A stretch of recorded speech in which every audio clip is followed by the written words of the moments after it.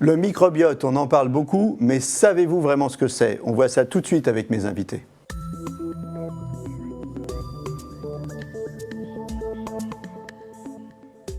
Alors avec moi sur le plateau, le professeur Philippe Marteau, vous êtes hépato-gastro-entérologue, c'est toujours simple hein, quand on dit les titres hein, comme ça, c'est des trucs à rallonge. Hépato-gastro-entérologue à l'hôpital Thonon. Le professeur Karine Clément, vous êtes professeur d'endocrinologie et de nutrition et vous êtes à la Pitié-Salpêtrière. Le professeur Maxime Seban, vous êtes rhumatologue à l'hôpital Ambroise Paré et en duplex avec nous, le docteur Philippe Gérard.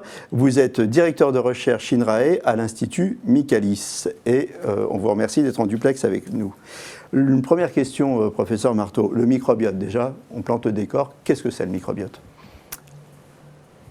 C'est des microbes. En gros, les êtres humains, comme les autres animaux supérieurs, ont plein de microbes, essentiellement sur les interfaces, c'est-à-dire la peau, finalement, et puis la muqueuse du tube digestif, la muqueuse des bronches, la muqueuse génitale.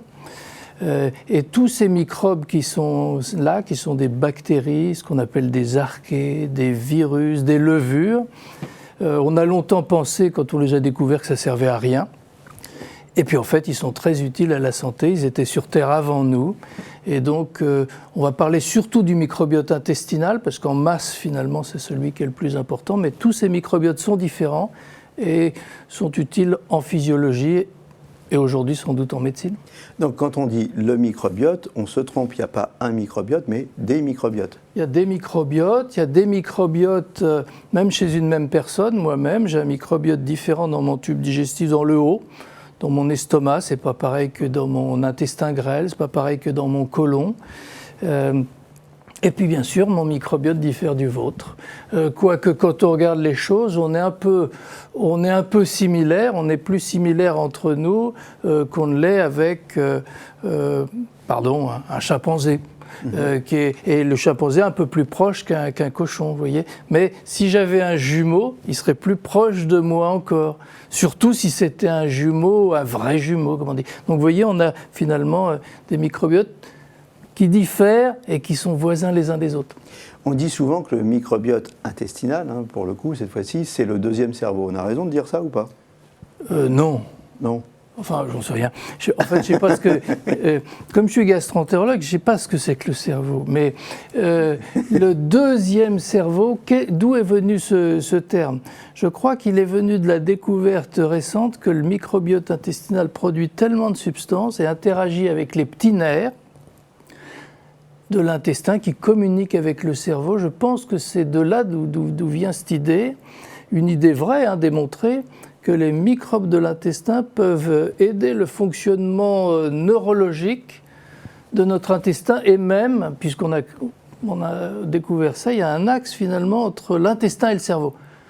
Non seulement votre cerveau peut vous faire, je ne dis pas de gros mots, enfin vous voyez ce que je veux dire, il peut vous faire fonctionner le tube digestif, vous faire dysfonctionner quand vous êtes stressé, mais l'inverse est vrai aussi, c'est-à-dire que votre intestin peut envoyer des messages à votre cerveau et métabolise des molécules comme celle de la dépression, par exemple.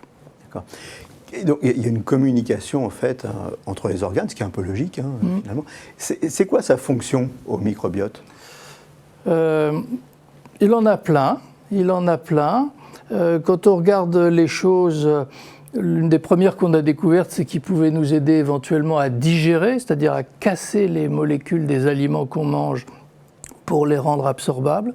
Je vais prendre un exemple bête, mais les bactéries du yaourt, ça sait digérer le lait. Et bien, quand on mange des bactéries du yaourt, ça nous aide à digérer le lactose du yaourt. Donc ça, c'est des fonctions digestives. Il y a des fonctions de synthèse, comme par exemple la fabrication de certaines vitamines. C'est des molécules finalement, ou des transformations. Vous mangez un aliment, il est transformé par votre microbiote en un autre. Et parfois en aliment plus bénéfique, ou parfois en aliment plus mauvais, des cancérigènes par exemple. Et puis le microbiote était là avant le système immunitaire, et le système immunitaire a appris à vivre avec son environnement, donc des microbes. Donc finalement, notre système immunitaire sent par des récepteurs la présence des microbes, et il y a un équilibre qui se crée, il y a un dialogue ils se parlent, ils s'équilibrent l'un l'autre. Donc, beaucoup de grandes fonctions. Et puis, le gastro-entérologue vous dira ça régule la motricité intestinale, ça régule la sensibilité des viscères. Le neurologue vous dira peut-être que ça aide à la dépression. Enfin, on découvre de plus en plus de fonctions à ce microbiote. Qu'est-ce qu'on fait pour chouchouter son microbiote intestinal ? On vit sainement. Aujourd'hui, l'une des choses qu'on pense bien, dans l'intestin comme ailleurs, c'est la richesse et la biodiversité. Et la biodiversité, pour vous dire, il y a au moins 200 espèces de bactéries dans votre intestin, 200 dans le mien. Et puis, au total, je suis sûr qu'il y en a 18 qui sont communes. Donc, vous voyez, on a des gros points communs et puis un certain nombre de différences. Mais ce qui est probablement nous protège le plus, c'est notre biodiversité. C'est-à-dire que celui qui a moins d'espèces, il s'en sort moins, il réagit moins quand il a une agression que celui qui a beaucoup d'espèces. Et celui qui est riche aussi dans chacune des espèces, donc qui a beaucoup de microbes de la même espèce, richesse et biodiversité, se défend mieux. Et comment on maintient la richesse et la biodiversité ? En donnant à manger de la richesse et la biodiversité. C'est-à-dire quelque part, c'est ce qu'on pense, en étant dans un monde sain où on n'est pas bourré d'antibiotiques, de pesticides, etc., mais au contraire, on mange varié, peut-être au rythme de la journée, des saisons. Justement, je me suis peut-être trompé, mais j'avais cru lire que les antibiotiques perturbaient le microbiote et détruisaient, dans une certaine mesure, la diversité dont vous venez de parler. C'est vrai ? C'est vrai. C'est vrai. Alors, tant mieux, parce qu'on s'est aperçu que parmi les microbes, il y en avait des mauvais. Et quand on tue les mauvais, on s'est aperçu, les antibiotiques, c'est le siècle dernier, c'est pas très vieux, on s'est aperçu qu'on sauvait les vies.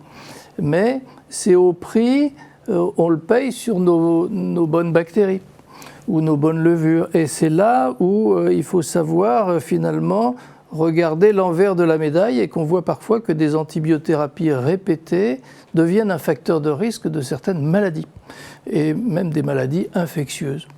Donc,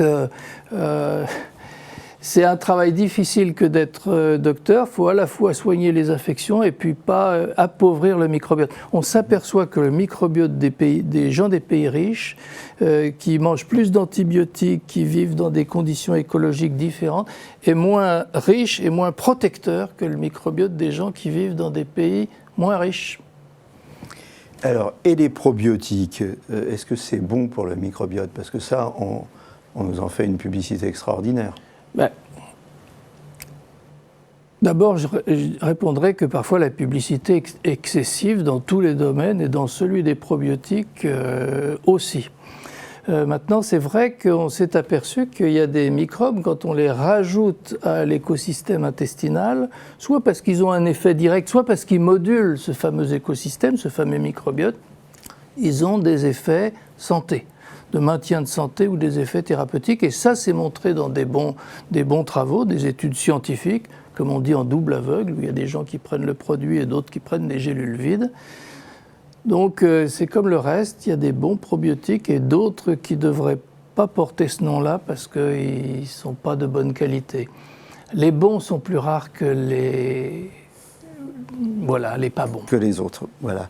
Professeur Karine Clément, vous dites qu'il y a un lien entre microbiote et obésité. Alors c'est une hypothèse ou c'est un fait ?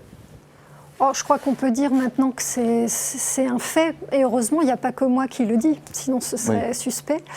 Donc c'est venu de plusieurs études successives. Donc je pense que c'est intéressant de rappeler l'historique. Mais avant ça, c'est important aussi de dire que l'obésité, ça ne se résume pas à manger trop et ne pas dépenser trop d'énergie, être sédentaire. En bref, c'est que ça devient, au cours du temps, c'est une vraie maladie et c'est une pathologie d'organes et des dialogues entre les organes. Et en fait, on a évoqué ces dialogues, on a évoqué l'intestin, le cerveau, mais en fait, dans l'obésité, ça met en jeu beaucoup de systèmes, beaucoup d'organes, le tissu graisseux, le foie, le muscle, et l'intestin, qui a été curieusement assez négligé pendant des années. Donc moi, on dit l'obésité, c'est une augmentation de la masse grasse ayant des conséquences pour la santé. C'est une pathologie des organes et des dialogues entre ces organes. Et effectivement, il y a une quinzaine d'années, il y a un organe qui est venu dans le système, qui est celui du microbiote intestinal. Et en fait, on parlait de la diversité et de la richesse du microbiote. Ben oui, quand on a commencé à regarder par des technologies modernes de séquençage du microbiote, le microbiote de personnes en situation d'obésité, on s'aperçoit qu'il est plus appauvri que d'autres personnes qui n'ont pas de situation d'obésité. Mais ce n'est pas vrai chez tout le monde. Donc en fait, on touche du doigt aussi un facteur important, c'est l'hétérogénéité. L'obésité d'une personne n'est pas celle d'une autre. Et en fait, le microbiote d'une personne obèse, il y a des personnes en situation d'obésité qui ont un microbiote riche et d'autres un microbiote appauvri. Et donc on peut comme ça, si vous voulez, faire des groupes, alors on dit stratifier dans notre jargon, mais donc faire des groupes entre des personnes qui ont un microbiote appauvri et d'autres un microbiote riche. Le microbiote, c'est une piste pour comprendre l'obésité ou à terme pour lutter contre l'obésité? Les deux.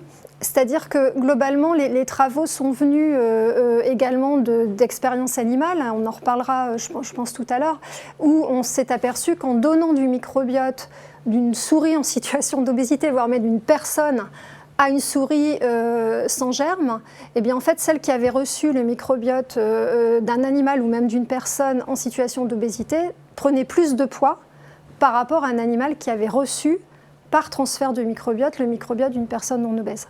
Et à l'inverse, on peut faire maigrir? Alors oui, il y a des travaux qui montrent ça. C'est plus compliqué dans l'autre sens, en réalité. Ouais, c'est toujours plus compliqué, hein, maigrir que grossir. Ça, on peut vous le confirmer.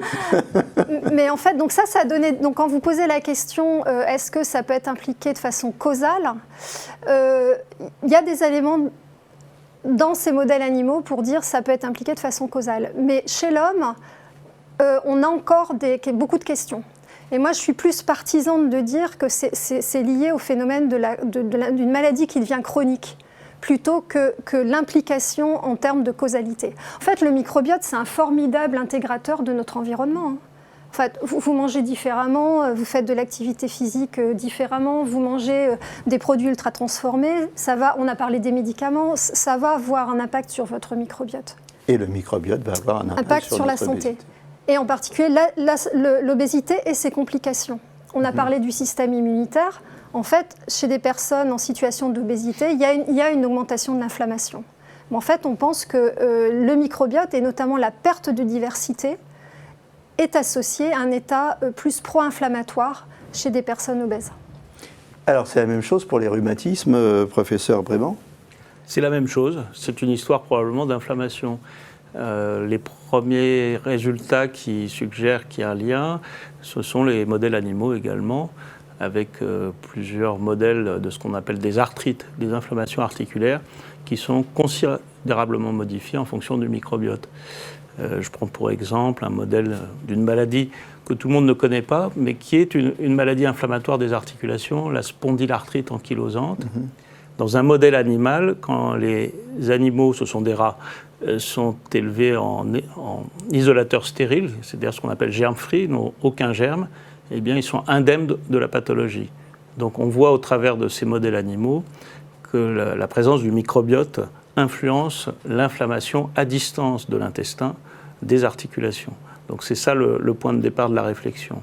À partir de là, il y a beaucoup de questions qui se posent pour savoir si réellement ce microbiote a une influence causale dans les maladies humaines aussi, ou bien si ce que l'on voit aujourd'hui au travers de nombreuses études, il y en a de plus en plus, c'est-à-dire les modifications du microbiote au cours de ces maladies sont tout simplement une conséquence d'un état inflammatoire où qu'il soit, parce que l'inflammation, même à distance de l'intestin, l'inflammation des articulations va de proche en proche par des médiateurs, par des molécules qui diffusent à travers l'organisme, va pouvoir influencer ce qui se passe dans l'intestin et donc toucher à distance le microbiote. Ce que vous nous dites, c'est qu'on ne sait pas si c'est l'inflammation en fait, qui vient perturber le microbiote ou le fait qu'on a un microbiote appauvri qui vient déclencher l'inflammation, c'est ça? C'est exactement ça.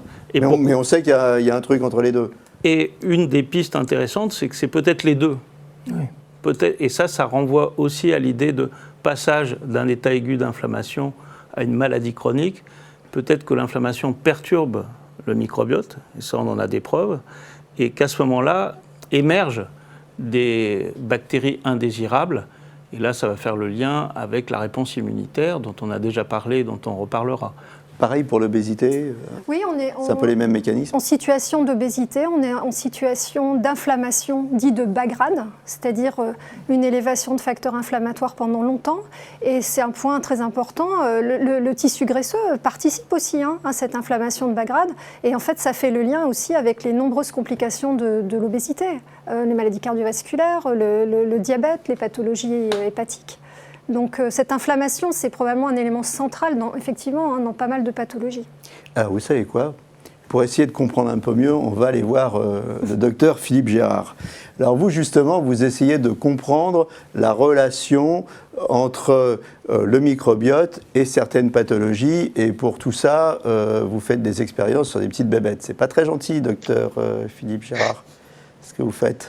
Alors tout à fait, ça a été évoqué par les collègues. Là, j'utilise des souris et des rats qui sont dits axéniques ou germ-free en anglais, donc qui sont complètement dépourvus de microbiote et qui sont élevés dans des isolateurs stériles.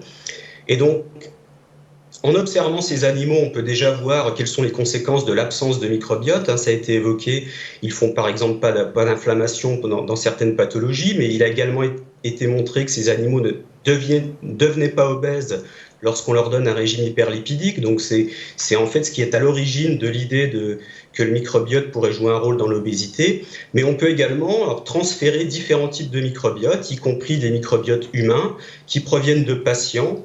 Et de cette façon, on peut voir si le microbiote d'un patient qui a telle ou telle pathologie, si on peut reproduire une partie de cette maladie en transférant le microbiote et du coup arriver vers une idée de causalité entre le microbiote et la santé. Et c'est par exemple ce qu'on a fait nous dans le cas de la maladie alcoolique du foie où je pourrais définir ce projet et expliquer un peu plus en détail si ça vous intéresse. Alors, j'ai une question préalable. Vous dites que vous travaillez sur des rats et des souris qui sont dénués de microbiote. Alors, on peut vivre sans microbiote ? Alors, nous difficilement. Oui, nous difficilement. Mais les rats et les souris peuvent tout à fait vivre correctement sans microbiote. C'est une histoire ancienne. Les premiers rongeurs sans microbiote ont été créés dans les années 40 à l'université de Notre-Dame aux États-Unis. En Europe, la première animalerie axénique, donc c'est ce type d'animalerie qu'on a dans notre laboratoire à Juan-Josas, a été créée dans les années 60 en Suède, et la nôtre date des années 70, c'est la deuxième plus ancienne d'Europe. Et donc ces souris et ces rats, il y a eu d'autres essais avec d'autres animaux un peu plus gros, mais c'est un peu plus compliqué à utiliser, vivent de façon complètement normale tant qu'ils sont dans les isolateurs, mais néanmoins si on mesure un peu plus précisément un certain nombre de caractères, on voit bien qu'ils ne sont pas tout à fait, en particulier, ils ont un système immunitaire complètement immature, donc ils ne sont pas complètement normaux, entre guillemets, mais ils vivent très bien. Donc ces petites bébêtes qui sont dépourvues de microbiote, si j'ai bien compris, vous prenez du microbiote de personnes, d'humains, qui ont développé telle ou telle maladie, et vous faites une transplantation de microbiote et vous regardez ce qui se passe chez la bébête, c'est ça ? Exactement. Et ce qui est peut-être encore plus intéressant, c'est de transplanter des microbiotes humains de personnes qui ont ou qui n'ont pas la maladie. Si je reviens à mon exemple de la maladie alcoolique du foie, on ne comprend pas vraiment pourquoi tous les alcooliques ne sont pas égaux devant la consommation d'alcool. À la consommation d'alcool égale, certains vont faire une inflammation du foie, une cirrhose, et d'autres ne vont pas en faire. Et on ne comprend pas vraiment quels sont les facteurs qui expliquent ça.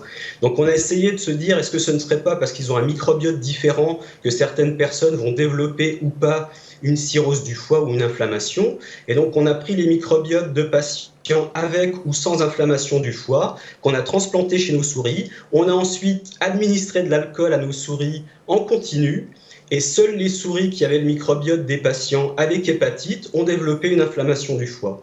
Ce qui veut dire que c'est clairement le microbiote qui permet d'expliquer pourquoi, consommation d'alcool égale, certaines personnes vont faire ces inflammations hépatiques et pas d'autres. Eh bien, dites donc, il s'en passe des choses dans votre laboratoire, et puis les souris, ça picole, si j'ai bien compris. Alors, dites-moi une chose, on a décrypté le génome humain, est-ce qu'un des prochains chantiers, c'est de décrypter le microbiote pour faire une carte du microbiote et mieux comprendre ce qui se passe ? Qui veut répondre, Karine? C'est déjà, fait. In progress et même plus que ça. C'est-à-dire qu'aujourd'hui, grâce justement aux techniques de séquençage, et ça a été un des... D'ailleurs, il faut le dire, la France a été pionnière grâce aux équipes de l'INRA, enfin maintenant l'INRAE, sur le séquençage du microbiote. On est capable effectivement, par l'approche du séquençage, de regarder les différents gènes. Et au début, on s'est dit, il y a à peu près 3-4 millions de gènes. Maintenant, on est à bien plus que 10 millions de gènes, parce que plus on séquence, plus il y en a. Et donc, effectivement, il y a aujourd'hui des cartographies en fait, du microbiote qui sont accessibles à la communauté scientifique. Et ça va nous aider à avancer, professeur Marteau? On l'espère. On l'espère, c'est-à-dire qu'à partir du moment où on a une observation comme ça, il faut essayer de voir si ça nous guide pour soit des diagnostics, soit des traitements. Les diagnostics, c'est finalement utiliser le microbiote comme des bioindicateurs, comme les truites dans un torrent, en disant il y a des truites, ça doit être un bon torrent, il n'y en a plus, alors qu'il n'y a que des boîtes de conserve, c'est plus un bon torrent, où il y a des abeilles dans ce champ, vous voyez, de bioindicateurs.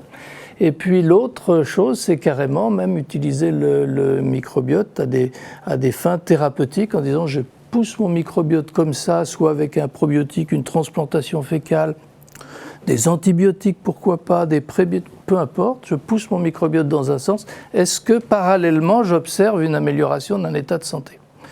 Et ça, ces travaux sont en cours et ça ne va jamais assez vite par rapport à l'attente des personnes qui sont malades, qui peuvent être fascinées par l'idée. Alors vous avez évoqué justement la transplantation fécale. On en parle beaucoup de la transplantation fécale. Qu'est-ce que c'est que la transplantation fécale? Alors, je ne suis peut-être pas le mieux placé parce que je n'en ai pas pratiqué jusque-là. La transplantation fécale? Moi. Allez. Le caca, c'est Marteau. Voilà, exactement. Est-ce que j'ai déjà fait ça il y a 30 ans? La réponse est oui, mais maintenant, ça devient une industrie. Ces dernières années. Pourquoi ça devient une industrie? Parce que d'une idée un petit peu dégoûtante, scatologique pour gastro-entérologues, c'est devenu une pratique médicale recommandée dans des recommandations internationales pour une maladie très liée au microbiote qui s'appelle l'infection récidivante à Clostridium difficile. En gros, ce sont des gens qui ont des cures d'antibiotiques et qui ont cette malchance que ces cures d'antibiotiques détruisent tellement la fonction de leur flore que leur flore soit plus capable de se défendre contre une infection qui, à ce moment-là, peut les faire mourir. Clostridium difficile, Clostridioides, maintenant on l'appelle comme ça. Et il a été montré que cette infection a tendance à récidiver. Le microbiote, le mauvais microbiote se plaît chez monsieur machin et il y revient, il peut le tuer. Et on s'est aperçu qu'en transplantant des selles de sujets sains à ces sujets-là, on avait 90% d'efficacité. Donc maintenant, ça a relancé la mode de la recherche, mais la seule indication médicale validée, c'est celle-là, c'est les infections récidivantes à Clostridium, qui fait de la recherche dans le domaine de l'obésité, dans le domaine du diabète, dans le domaine de la rectocolite hémorragique, dans le domaine de la dépression. Tout le monde, beaucoup de gens font de la recherche, mais la seule indication, c'est celle-là. Alors, on arrive quasiment au terme de cette émission. Les chercheurs, qu'est-ce qu'on cherche aujourd'hui, docteur Gérard? Qu'est-ce qu'on cherche? C'est compliqué comme question. Je dirais que maintenant on essaye de comprendre les mécanismes, c'est-à-dire comment le microbiote peut impacter telle ou telle pathologie.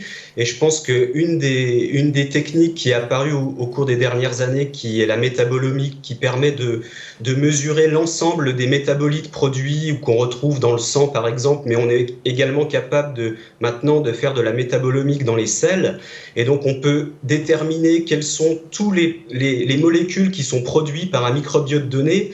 Et je pense que c'est vraiment en utilisant cette technique qu'on va pouvoir comprendre comment le microbiote peut impacter telle ou telle pathologie. Karine, dans votre spécialité? Oui, nous, en fait, dans le domaine de la nutrition, ce qui nous intéresse vraiment, je souscris à ce qui a été dit, c'est les aspects mécanismes. Il ne faut pas oublier que quand on mange, en fait, c'est de la nourriture pour les bactéries. Donc déjà, il y a ce qui vient de l'alimentation et aussi les métabolites produits par les aliments. Ensuite, les bactéries vont avoir une machinerie, vont utiliser, produire, échanger. Et donc, produire également certains métabolites qui ont des effets sur la glycémie, sur le stockage de masse grasse. Donc ça, c'est des points importants. Et d'un point de vue clinique, je pense que l'enjeu aujourd'hui, c'est savoir où vont se situer les outils de séquençage, d'analyse du microbiote, mais ça ne doit pas être tout seul. C'est avec également les caractéristiques des personnes. Maxime, Karine a été bavarde, il vous reste 20 secondes pour conclure. Alors, ce qui nous intéresse, c'est certaines bactéries particulières qui, au milieu d'un appauvrissement, pourraient générer la pathologie inflammatoire articulaire. Et donc, c'est là-dessus qu'on travaille, essayer d'identifier quelques bactéries spéciales. 10 secondes au professeur Ils ont tout Marteau. Ils ont tout dit. Je suis d'accord. Ils ont tout dit, alors on rajoute rien de plus. En tout cas, merci, je pense qu'on a appris beaucoup de choses aujourd'hui avec vous sur le microbiote. En tout cas, on sait mieux ce qui se cache derrière ce mot. Merci donc professeur Karine Clément, professeur Philippe Marteau et professeur Maxime Bréban. Et merci à vous, docteur Philippe Gérard. Faites pas trop de mal à nos petites bébêtes, c'est pas très gentil.